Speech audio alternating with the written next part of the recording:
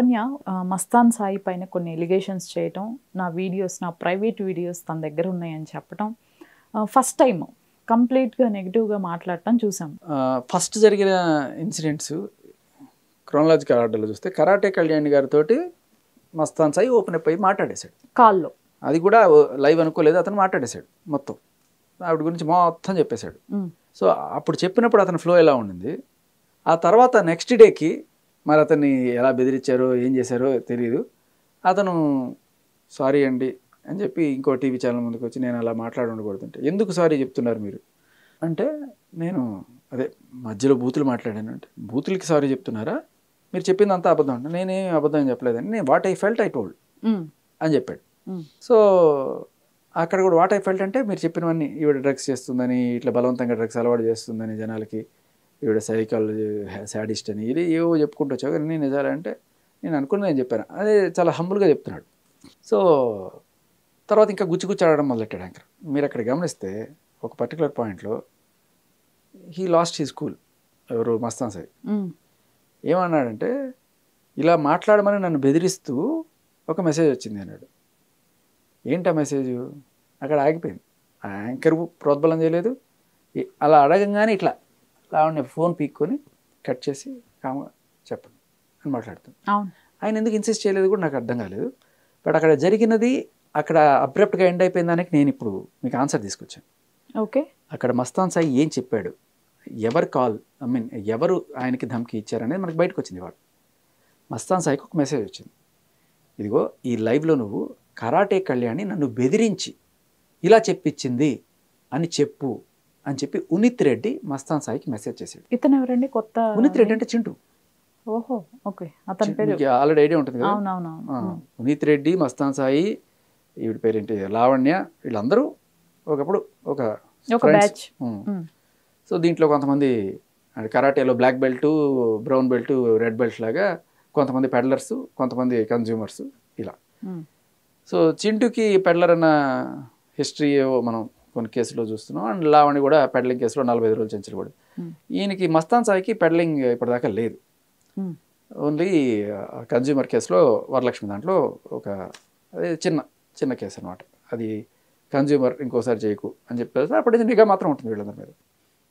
So ఎప్పుడైతే ఆ విషయం అంతా బయటికి చెప్పేశాడో, చెప్పింది తప్పు అని చెప్పకుండా ఓన్లీ బూతులకు మాత్రమే నేను సారీ చెప్తున్నాను, ఇవన్నీ కూడా నేను చెప్పింది నిజాలే అన్నప్పుడు అప్పుడు ఈవిడ రివర్స్ అయ్యి ఇదిగో ఇదంతా నిజమే, ఈ కంప్లైంట్ అంతా నేను పెట్టింది, ఇంతకుముందు నేను ఏదో మస్తాన్ సాయి నన్ను బెదిరిస్తున్నాడని చెప్పి ఆ రోజు అలా చెప్పాను.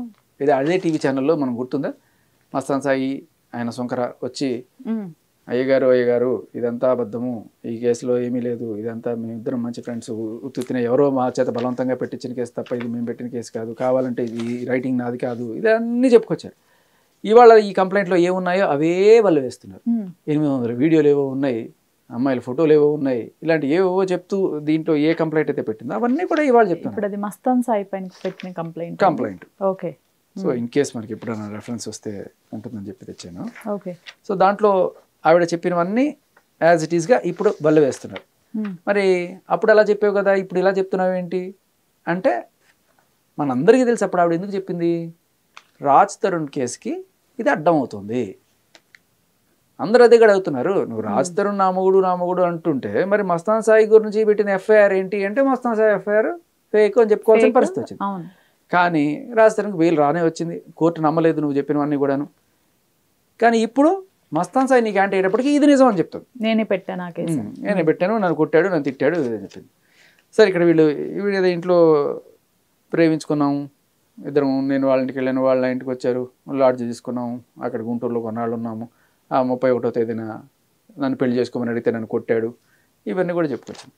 ఇప్పుడేముంటుంది, ఇవన్నీ కూడా అతని దగ్గర వీడియోలు ఉన్నాయి, నన్ను బెదిరిస్తున్నాడు, అందుకని ఇలా చెప్పాల్సి వచ్చింది. ఇప్పుడు మన కళ్ళ ముందు కనబడుతుంది రాజ్ తరుణ్ కేసు. ఇప్పుడు మనకి మసిపూసి మారేడుకాయలు చేసి రాజ్ తరుణ్ కేసు కోసం కాదు అని చెప్పి ఇప్పుడు అంటే నమ్మేవాడు ఉంటే ఎన్నైనా చెప్తారు, అంటే అడిగేవాడు కూడా లేడావాడిని, అవునమ్మా ఓకే అమ్మా, అలా జరుగుతుంది. ఇకపోతే మళ్ళీ ఇక్కడికి వచ్చేద్దాం. అంటే ఆవిడని బెదిరించి ఇది చేశారా, బెదిరించడానికి ఈయన దగ్గర ఏమున్నాయి, ఆవిడ నిజంగానే బెదిరించారా, బెదిరించడం వల్ల చెప్తుందా, లేదు రాస్తారు కేసు వల్ల చెప్పింది. నిజంగానే ఆవిడ బెదిరించాడనే అనుకుందాం, అతని దగ్గర ఇన్నాళ్ళు పెట్టి బ్లాక్మెయిల్ చేశాడు అనుకుంటే, మీరు కొంచెం జాగ్రత్తగా ఆ కాల్స్ వింటే, నా గుండె నీ దగ్గర ఉంది, నీ గుండె నా దగ్గర ఉంది, దాంట్లో ఆవిడ ప్రోబ్ చేస్తుంది. మీరు గమనిస్తే మస్తాన్ అర్థం చేసుకో, మన రిలేషన్ ఏంటి, కిస్ ఈచ్ అదర్ అని చెప్పి ఆవిడ ఆయనకి చేస్తుంది తప్ప మస్తాన్ సాయి ఏమి చెప్పట్లా. ఆయన దానికి రెసిప్రోకేట్ అవుతున్నాడు. నేను ఆయన చెప్పినట్టు చెప్పకపోతే ఉండదండి, మళ్ళీ మాకు బ్యాండ్ ఉంటుంది, అందుకని యా అన్విక, అవును అన్విక అని చెప్పి ఏదో ఆయన తడబడుతూ చెప్పుకుంటున్నాడు. మీరు గమనిస్తే చాలా క్లియర్గా. ఈవిడికి అది కూడా ఎక్కువ డౌట్ వచ్చింది ఆ తడబాటులో కూడా. ఏమంటుంది, నేను నీకు నిజంగా నచ్చలేదు కదా అంటుంది. అంటే ఏంటి, ఇక్కడ ఆయన సరిగ్గా ప్రేమించట్లేదు, ఈవిడ ఫుల్గా ప్రేమిస్తుంది. నువ్వు చెప్పే మాటలో నాకు నిజం అనిపించట్లేదు, అందుకే నేను నీకు నచ్చలేదు కదా అని అడిగింది. అంతే కదా, ఎందుకంటే తెలియకపోతే ఆయన నిజంగా మనస్ఫూర్తిగా ప్రేమిస్తున్నట్టు అనిపిస్తే అడగదు కదా. సో ఈవిడే ఆయన ఎమ్మడబడుతోంది, ఆయనేమో ఏదో కవరప్ చేసుకుంటున్నాడు డైరెక్ట్గా లేదని చెప్పకుండా. ఆ టైంలో నా గుండె నీ దగ్గర ఉంది ఇవన్నీ కూడా మాట్లాడుకున్నారు. సో ఇంత మాట్లాడుకున్నది ఇది బెదిరింపుతో మాట్లాడినట్టు అనిపిస్తుందా ఎవరికైనా? కాదు కదా. అంతేకాకుండా సరే పోనీ ఈ కాల్ బెదిరించే మాట్లాడించాడు అనుకుందాం, ఆ బూతుల రికార్డింగ్ ఒకటి ఉంది కదా మనకి ఫస్ట్లో, పచ్చి బూతులు మాట్లాడు, దాంట్లో నానా బూతులు చేయదు, మళ్ళీ నేను వినిపించేది లేదు. కానీ దాంట్లో ఏమంటుంది, మస్తాన్ సాయి వస్తాడు నిన్ను డాష్ డాష్ డాష్ డాష్ అని చెప్పి. సో మరి మస్తాన్ సాయి బెదిరిస్తే మస్తాన్ సాయి నాకు సపోర్ట్గా వస్తాడు, మస్తాన్ సాయి అది చేస్తాడు ఇది చేస్తాడు ఎందుకంటది? చాలా క్లియర్ కట్గా అవకాశవాదం అనమాట. సో ఇప్పుడు మస్తాన్ సాయిని బిగించాలి, మస్తాన్ సాయి నాకు అగ్నెస్ట్ అయ్యాడు కాబట్టి వాడిని ఏదో ఒకటి చేయాలి. అయితే నేను జస్ట్ 2 days బ్యాక్ వాళ్ళ ఇంట్లో వర్క్ చేసే పర్సన్ని కూడా ఇంటర్వ్యూ చేయడం జరిగింది. అతను కూడా చాలా క్లియర్గా వీక్లో ఒక 4 days మస్తాన్ సాయి ఇక్కడే ఉంటాడు, అక్కడే ఉంటాడు, ఎక్కడ ఉంటాడు అని కూడా అడిగాను నేను. లావణ్య తను ఇద్దరు కలిసి ఒకే రూమ్లోనే ఉంటారు, హాల్లోనా బెడ్రూమ్లోనే ఇద్దరు కలిసి 4 days, వీక్లో 4 days తను లావణ్య మస్తాన్ సాయి ఇద్దరు కలిసే ఉంటారు. నేను నా కళ్ళారా చూశాను. ఒక 3 రోజులు 4 రోజులు ఉండి మళ్ళీ ఎక్కడికి వెళ్తాడో తెలియదు, వెళ్ళిపోతాడు, మళ్ళీ వస్తుంటాడు పోతుంటాడు. ఇది జరుగుతూనే ఉంది, దాంతోపాటు ఇంజెక్షన్ కూడా ఏదో తెప్పించుకుంటున్నాడు, ఇది జరుగుతూనే ఉందనేది తను క్లియర్ స్టేట్మెంట్ ఇచ్చాడు. అలానే కొన్ని ఫోన్ కాల్స్ కూడా విన్నాను నేను. రాస్తారుని పెళ్లి చేసుకోకపోతే నువ్వు ఖచ్చితంగా నన్ను పెళ్లి చేసుకోవాలి, అలా చేసుకోకపోతే మాత్రం బాగోదు అంటే దానికి వెంటనే తను ఏదో అంటే నేను చేసుకోను అని ఏదో అంటే వెంటనే ఫోన్ ఇసిరేయటం, చాలా పెద్ద హంగామా చేసింది అక్కడ, మమ్మల్ని అందరినీ తిట్టడం అంతా బయట పెట్టాడు. అతను ఏం చెప్పినా కూడా డబ్బులు కమ్మిడిపోయాడు, లేకపోతే నా మీద రాజధాని కచ్చి చేపిస్తున్నాడు, ఇలా ఏవో ఒక మాటలు తప్ప కళ్ళ కట్టినట్టుగా చెప్తున్నాడు ఆ అబ్బాయి. And you're still in relation with him. అంటే మస్తాన్ సాయి వర్షన్ ఏంటండి అసలు? అదే అంటున్నా, ఇప్పుడు మస్తాన్ సాయి బయటపడాల్సిన పరిస్థితి వచ్చింది ఇవాళ. అది ఎందుకు వచ్చింది అనేది నేను మీకు ఒకరోజు చాలా క్లియర్గా చెప్తా. ప్రస్తుతం ఉన్న సిచ్యువేషన్స్లో మస్తాన్ సాయి ఎందుకు బయటకు రావాల్సి వచ్చింది అనేది ఒక కాల్ రికార్డింగ్ బయటకు వచ్చింది. ఓకే, ఆ కాల్ రికార్డింగ్లో 4 మెయిన్ పాయింటర్స్ ఉన్నాయి. ఇందులో ఒకటి ఏంటంటే, అంటే అది మస్తాన్ సాయి ప్రీతితో మాట్లాడిన కాల్. బ్రో అన్నయ్య అంటది. సో ఈవిడితో ఎంత భయానికో ఇట్లా ఉన్నా కూడా ఆవిడంటే ఈయనకి వాత్సల్యం ఏదో ఉంది. ఆ కాల్ ఒకసారి ప్లే చేయండి.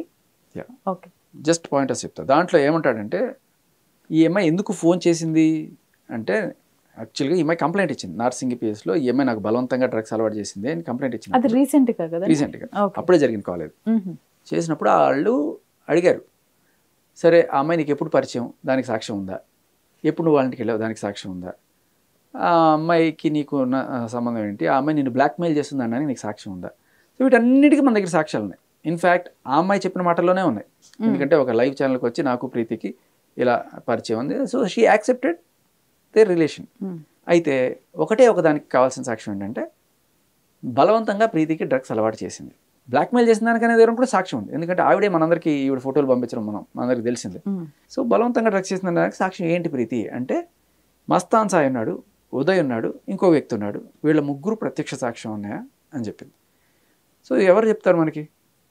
సరే మస్తాన్ సాయికి ఏదో అన్నయ్య అంటుంది కాబట్టి ఎంత ఆవిడతో ఉన్నా కూడా ఒక చిన్న వాత్సల్యంతో ఊరికే ఫోన్ చేసింది, రికార్డ్ చేస్తుందని తెలియదు. నేనే అడిగా, చేసి ఒకసారి ఏమన్నా చెప్పగలడా వచ్చి అని అడుగు ఒక మాట అని చెప్పంటే చేసి మాటల్లో అడిగింది, ఇట్లా వెళ్ళామన్నా ఇట్లా బ్రో ఉంటుంది, ఇట్లా పెట్టేసాము, కేసు పెట్టేసాము, ఎఫ్ఐఆర్ ఇది అవుతుంది ఇది అన్నారు. అయితే ఏమంది, సాక్ష్యం కావాలి దీనికి, నువ్వు చూసావు కదా బ్రో అంటే, నేను చూశాను సరేరా, మనకి మెటీరియల్ ఎవిడెన్స్ కావాలి కదా, మెటీరియల్స్ ఎవిడెన్స్ ఎట్లా ఇస్తాం మనము, మన దగ్గర ఏముంటే మనం ఏమైనా వీడియోలు తీసుకుంటాం, ఆ టైంలో ఇదిగో చూడండి ఇవి బలవంతంగా చేస్తుందని నువ్వు చెప్తే సరిపోతుంది కదా, ఎందుకంటే అంటే నేను ఎలా చెప్తాను, నా మీద పడుతుంది అన్నట్టుగా చెప్తున్నాడు. సో చాలా క్లియర్గా he knows that she has. Uday కూడా చెప్పచ్చు సాక్ష్యం, కానీ ఉదయ్ నీ బాయ్ ఫ్రెండ్ కదా నువ్వే చెప్పించావు అనుకుంటారు, కానీ మస్తాన్ సాయి నీ బాయ్ ఫ్రెండ్ కదా, మస్తాన్ సాయి చెప్తే చెల్లుతుంది కదా.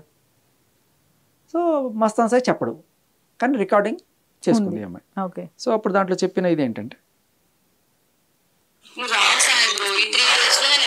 ఇవ్వాలి, నువ్వు వచ్చావనుకో, నువ్వు ఉదయం ఉన్నాడు, ఇప్పుడు డే 1 నాకు ఫోర్స్ఫుల్ గా చేయించినప్పుడు ఉదయం ఉన్నాడు, దాని తర్వాత మధ్యలో ఇప్పుడు నువ్వు కూడా అన్నావు చిన్న పిల్లలకి ఎందుకు చేపిస్తున్నావు అని చెప్పి నువ్వు కూడా అన్నావు. సో మెనీ టైమ్స్ పడుకున్నావు అంటే లేపి ఇచ్చింది, పడుకోను అంటే లేపి ఇచ్చింది. ఏం కాదు, ఇగో అదొక తప్పుడుది. Okay, she is very harmful for every person. నేను అదే చెప్పా, తనకు ఒక మెంటల్ డిసార్డర్ ఉందండి, తను ఒక సైకోపాత్, తనకు ఒక ఆనందం వస్తుంది మనుషుని ఇలా చేస్తే. మీకు సో బేసికల్లీ ఈ సాక్ష్యం కోసం చేసినప్పుడు తను ఇలా చెప్పడం, అది రికార్డ్ చేసుకుంది.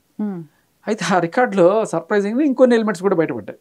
అదేంటంటే, ఈయన ఏం చెప్తాడంటే, నాకు అప్పుడప్పుడు వీళ్ళిద్దరు ఎంత లవ్ అయినా అప్పుడప్పుడు కొట్టుకుని ఉంటారు కదా, కొట్టుకున్నప్పుడు నేను ఇచ్చివాడేసా, నువ్వు ఎట్టాడు పనులు చేస్తావు ఏంటి అని చెప్పి నేను బాగా తిట్టాను, ఇదిగో ఈ చాట్ చూడు నేనేం పంపించానని చెప్పి ఒక స్క్రీన్ షాట్ పెట్టాడు. ఆ అమ్మాయిని తిట్టిన స్క్రీన్ షాట్ ఏదో పెట్టాడు.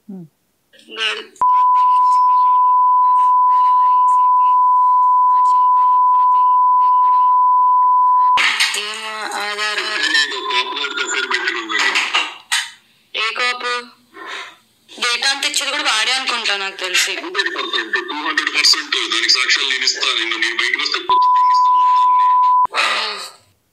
సో బయటికి రావాలనుకోవట్లేదు, కానీ నేను కనుక బయటకు వస్తే అప్పటికి కూడా మస్తాన్ సాయిని రకరకాలుగా బెదిరిస్తుంది అమ్మాయి. నాకు తెలుసు ఇది ఎవరెవరు హెల్ప్ చేస్తున్నారో, ఒక ఏసీపీ ఏమన్నీ చాట్లో చదువుతుంది, చింటూ అంటే ఉన్నిత్ రెడ్డి ఏసీపీ నువ్వు కలిసి ఆ విలా కొట్టేద్దాం అనుకుంటున్నారా అని చెప్పి పెట్టిన స్క్రీన్ షాట్ పంపిస్తే ఈమె చదువుతోంది. బేసికలీ ఏదో బూతులు పెట్టాడు, ఇంకేదో బూతులు తిట్టాడు, అదంతా కూడా. బట్ చాలా క్లియర్గా ఇంకొక మ్యాటర్ కూడా చెప్పాడు ఏంటంటే, ఈ డేటా ఇది నేను బయటకు పోతున్నా లేకపోతే ఎవరన్నా సరే ఎవరి డేటా కావాలంటే వాళ్ళ డేటా ఇవిడికి అలా చిటికలో వచ్చేస్తుంది. ఓకే. సో మొన్న ఒక ఛానల్లో కాల్లో కూడా అడిగినప్పుడు ఇదే చెప్పారు వాళ్ళు, ఏంటి మీకు ఎవరెవరో తీసుకొచ్చేస్తున్నారు, ఇవన్నీ కూడా ఎట్లా తెలుస్తున్నాయి అంటే, మీ నెట్వర్క్ ఏంటి అంటే, నెట్వర్క్ ఎయిర్టెల్ అయింది. ఎయిర్టెల్లో ఎవరైనా కూర్చొని ఇస్తున్నారా, లేకపోతే ఏం చెప్పినట్టు ఏసీపీలో వాళ్ళు ఉండడం వల్ల ఏమైనా జరుగుతుందా పని అనేది ఇక్కడ ఈ కాల్ రికార్డింగ్లో మస్తాన్ సాయి వాయిస్లో, మస్తాన్ సాయి అప్పటికి ఇంకా యాంటీ అవ్వలేదు, బట్ అయితే ప్రాబ్లం అయింది అన్నట్లే మాట్లాడుతున్నారు. ఏదో రోజు వస్తుంది, ఆ రోజు నేను బయటకు రావాల్సి వచ్చే పరిస్థితి. ఎందుకంటే ఈవిడ టార్చర్ తట్టుకోలేక ఒక్కొక్కళ్ళు బయటకు వచ్చేస్తున్నారు. ఇప్పుడు ప్రీతి ఉదయ్ కూడా ఎందుకు బయటకు వచ్చారు, ఇదే టైప్లో బ్లాక్మెయిల్, ఇదిగో నీ ఫేక్ అకౌంట్ క్రియేట్ చేస్తా నీ మీద. ఇప్పుడు ఏవైతే ప్రీతి ఫోటోలన్నీ అప్పుడు 1.5 year అన్నీ కూడా తీసుకొచ్చి బయట పెడుతుందో ఆ బెదిరింపులు ఎప్పటి నుంచో చేస్తుంది, వీళ్ళు తట్టుకోలేక వచ్చేసారు. అలాగే ప్రతి ఒక్కరికి ఒక బ్రేకింగ్ పాయింట్ వస్తుంది. మస్తాన్ సాయికి కూడా మొన్న ఆ బ్రేకింగ్ పాయింట్ వచ్చేసింది. ఇది రిలీజ్ అయిపోయిన తర్వాత ఇంకా గట్టిగా వేసుకుంది.